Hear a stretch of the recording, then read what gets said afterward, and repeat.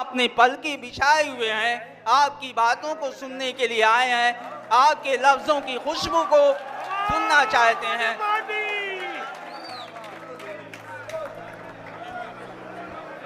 लगाना मीडिया वाले। अच्छा सर।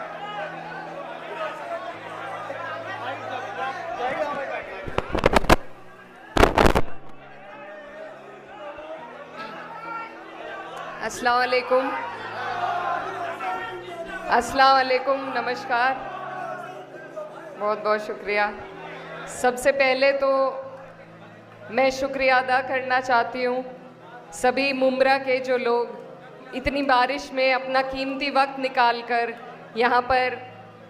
मुझे सुनने आए हैं और इतनी गर्मजोशी के साथ आपने हमारा यहाँ स्वागत किया, इस्तकबाल किया। मैं शब्दों में बयान नहीं कर सकती कि मुझे कितनी खुशी हो रही है और मैं आपके बीच में खड़े होकर आपने मुझे ये मौका दिया तो दिल की गहराइयों से आपका बहुत बहुत शुक्रिया अदा करना चाहती हूँ। साथ ही मैं मुमरा में बहुत ही जिम्मेदार और मजबूती के साथ पार्टी की नींव को मजबूती देने वाले हमारे जो इस प्रोग्राम के ऑर्गेनाइज़र हैं मुअज़्ज़म मामा और आदिल आज़मी साहब, आपका दिल की गहराइयों से धन्यवाद करना चाहती हूँ इस प्रोग्राम के लिए।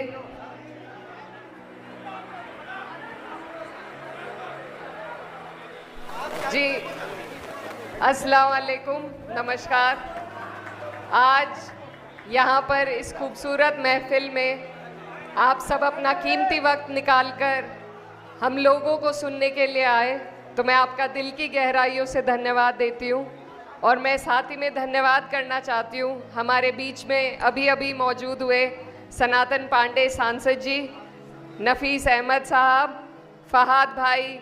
जो आपके महाराष्ट्र के अध्यक्ष हैं समाजवादी पार्टी के, मुअज़्ज़म मामा साहब, आदिल आज़मी साहब जिन्होंने ये खूबसूरत प्रोग्राम ऑर्गेनाइज़ किया है, साथ में मुमरा के पार्टी प्रेसिडेंट मन्नान भाई और जितने भी लोग यहाँ पर मौजूद हैं। सबसे ज़्यादा खुशी मुझे हुई है अपनी बहनों को यहाँ पर देखकर कि एक पॉलिटिकल प्रोग्राम ऐसा है जिसमें महिलाओं ने भी शिरकत करी, तो मैं आपकी और अपनी तरफ से उनका भी इस्तकबाल करना चाहती हूँ। और जितने भी लोग जो इस प्रोग्राम के ऑर्गेनाइजिंग में जिन्होंने जिम्मेदारी के साथ भूमिका निभाई है, मैं आपका सभी का दिल की गहराइयों से धन्यवाद देना चाहती हूँ। ये मेरे लिए बहुत खुशी की बात है कि मैं इतने दूर से चुनाव लड़ी और आप सबकी दुआओं से चुनाव जीती और आज यहाँ पर मेरे बड़े बुजुर्ग और मेरे भाई मुझे दुआ देने के साथ साथ मेरी हौसला अफजाई के लिए आप लोग आए हैं, तो मेरे लिए ये बहुत खुशी की बात है। और मैं बस यही कहना चाहती हूँ कि ये जो चुनाव है, जिस तरीके से इस चुनाव के रिज़ल्ट आए हैं, कुछ कसर ज़रूर रह गई है लेकिन एक उम्मीद जागी है और इस जीत के बहुत बड़े मायने हैं। आपकी और हमारी आगे जिम्मेदारी है कि हम इस मैसेज को आगे तक लेकर जाएं और अपनी जीत को मुकम्मल करें, क्योंकि अगर हमने ऐसा ना किया तो रोज़ाना जैसा आप देख रहे हैं जिस तरीके की राजनीति पर भाजपा पलट कर आ रही है, अभी कोल्हापुर में जिस तरीके से अत्याचार किया जा रहा है, परेशान किया जा रहा है एक कम्युनिटी को। मैं जहाँ से आती हूँ वहाँ पर मुजफ्फरनगर में हमारे लोगों को जो सब्ज़ी और फल बेचते हैं उन्हें तख्तियाँ लगाकर अपना परिचय देने को कहा है। तो अगर इसी तरीके की फ़िरका परस्त और भेदभाव फैलाने वाली राजनीति हमारे देश में पनपती रही तो ये आपके और हमारे आने वाले मुस्तकबिल के लिए बहुत बड़े दुख की बात होगी। आज जितनी मेहनत हम अपने रोज़गार पर करते हैं, उतनी ही मेहनत हमें अपने सियासी एतबार पर भी करनी होगी, क्योंकि हमारा वजूद हमारे मुल्क में, हमारे देश में हम तभी बना सकते हैं जब हमारी सियासी पहचान होगी, सियासी एतबार होगा। तो आप लोग अपनी ताकत को समझिए और ऐसे लोगों को मजबूती दीजिए जो आपके बीच में खड़े होकर हक की बात कर सके, इंसाफ की बात कर सके। जो भी काम हम करते हैं,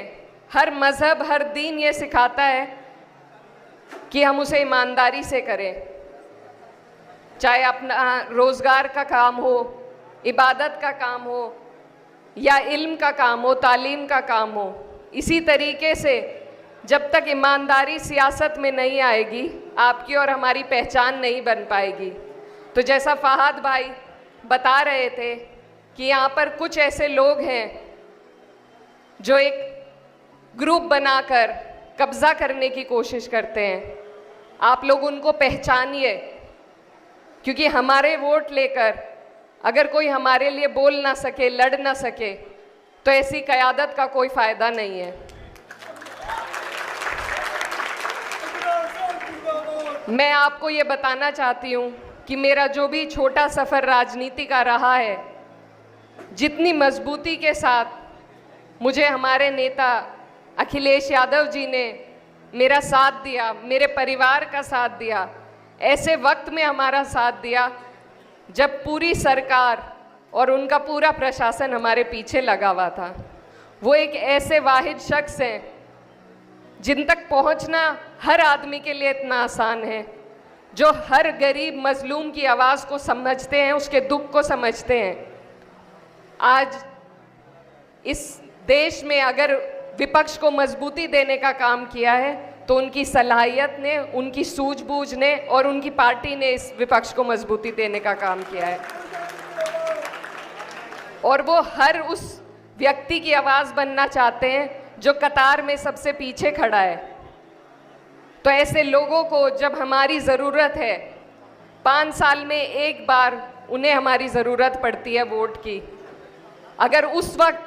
हम उनके साथ न खड़े हों तो हमारे बीच में ऐसे लोग पैदा होने बंद हो जाएंगे जो आपकी और हमारी लड़ाई ईमानदारी से लड़ सकें। आज हमारे नेता आपके प्रदेश में अपनी पार्टी को मजबूती देना चाह रहे हैं और इसीलिए हम सब यहाँ पर आए हैं कि हम आपको इस आने वाले चुनाव के लिए प्रेरित कर सके, आपकी हौसला अफजाई कर सके और आपको बता सके कि जब जब आपको ज़रूरत पड़ेगी, समाजवादी पार्टी आपके बुरे में, आपके भले में, आपके बीच में सबसे आगे खड़े रहने का काम करेगी। और मुझे उम्मीद है कि जो हमारी पार्टी के यहाँ पर मजबूत लोग स्टेज पर बैठे हैं, फहाद भाई और रईस भाई यहाँ से जा चुके हैं और मन्नान भाई, मुझे उम्मीद है कि मेरे भाई इतने मजबूत हैं कि आपकी हर लड़ाई को मजबूती से लड़ने का काम करेंगे। तो मेरी आप सभी से गुजारिश है कि आप लोग इन्हें मजबूती दें, अपने बीच में रखकर ताकत दें, ताकि ये हौसले के साथ, हिम्मत के साथ आपकी आवाज़ बन सके। और ये जो चुनाव है, जो आने वाला चुनाव है, ये बहुत महत्वपूर्ण है। बहुत सारी चीज़ें इस पर निर्भर करती हैं।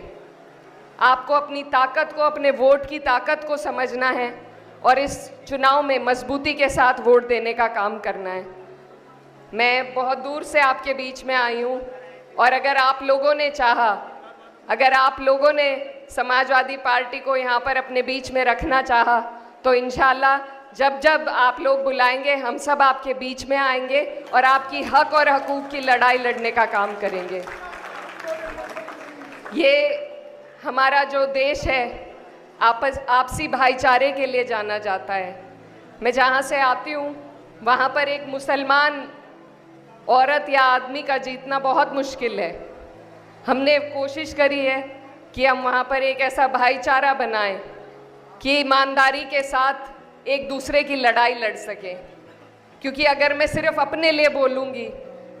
तो दूसरे के लिए कौन बोलेगा, और अगर हम सिर्फ अपने बारे में सोचेंगे तो एक दूसरे की लड़ाई लड़ने वाला कोई नहीं रहेगा। तो ऐसे बहुत से लोग हैं जिन्हें आपके साथ की ज़रूरत है और अगर हम ईमानदारी से उनका साथ देंगे तो मुझे उम्मीद है कि जब आपकी लड़ाई लड़ने की बारी आएगी तो वो भी आपके साथ आपको खड़े मिलेंगे। जैसे CAA NRC के दौरान हमने देखा अगर अपने दुख हम खुद रोते रहेंगे तो ध्यान नहीं जाता है, लेकिन जब दूसरे लोग हमारे बीच में आकर खड़े होते हैं तब सारी दुनिया देखती है और सरकारें भी अपने कदम वापस लेने पर मजबूर हो जाती हैं। ये हमने देखा है अपने देश में, और हमें ज़रूरत है कि हम प्यार की, मोहब्बत की बात करें और ऐसा माहौल पैदा करें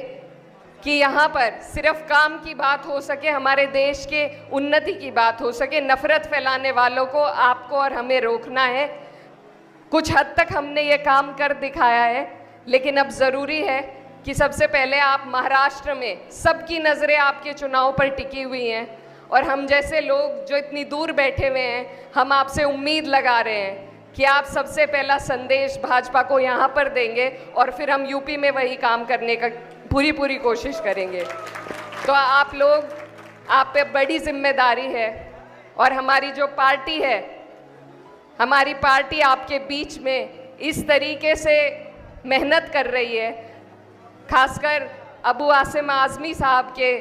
क़यादत के अंदर। वो एक वाहिद शख्स हैं जिन्होंने पार्टी को यहाँ पर ताकत दे रखी है और इतनी बेबाकी से वो सबकी लड़ाई लड़ने का काम करते हैं। मुझे बहुत फ़ख्र होता है उनको देखकर, क्योंकि हम उत्तर प्रदेश में आते हैं, वहाँ सरकार भी बना सकती है पार्टी, लालच में भी लोग पार्टी ज्वाइन करते हैं, लेकिन महाराष्ट्र जैसे प्रदेश में समाजवादी पार्टी के साथ उन्होंने जितनी मेहनत करी है, जितना बलिदान दिया है, ये काबिले तारीफ़ है। तो उनकी ईमानदारी को मैं सलाम करती हूँ और बस यही आप लोगों के बीच में मैं कहने आई हूँ कि आप लोग उनका साथ दें, क्योंकि जो तूफ़ानों में पलते जा रहे हैं वही लोग दुनिया बदलते जा रहे हैं और वो ऐसे एक शख्स आपके प्रदेश में हैं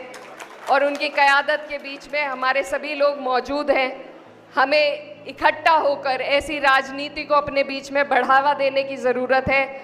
जो हमारे देश को, हमारे आने वाले मुस्तकबिल को तरक्की पर लेकर जाए। हमारे बच्चों के बेहतर मुस्तकबिल के लिए हमें ऐसे लोगों को आगे बढ़ाने की ज़रूरत है और मुझे उम्मीद है आप लोग इसी तरीके से, जैसे आज यहाँ इकट्ठा हुए हैं, अगर इसी तरीके से हमारे भाइयों को यहाँ पर सपोर्ट करने का काम करेंगे तो आपके सदन में इतनी मजबूत आवाज़ पहुँचेगी कि फिर से कोल्हापुर जैसी वारदात इस प्रदेश में नहीं हो पाएगी। तो आप लोगों से इजाज़त लेते हुए, क्योंकि वक्त की भी कमी है, मैं आपसे दुआओं की दरख्वास्त करती हूँ और बस ये कहना चाहती हूँ कि कुछ हमारी महिलाएं भी हैं, उन्हें भी आप लोग राजनीति में आगे आने का मौका दें। मुझे बहुत खुशी होगी और बहुत मुझे अच्छा लगा आप सबके बीच में आकर, और मेरी कोशिश रहेगी कि आपके चुनाव में भी आपके बीच में आकर अपने पार्टी का संदेश लेकर आऊं और आपसे वोटों की गुहार लगा सकूं। बहुत बहुत शुक्रिया। अस्सलाम वालेकुम।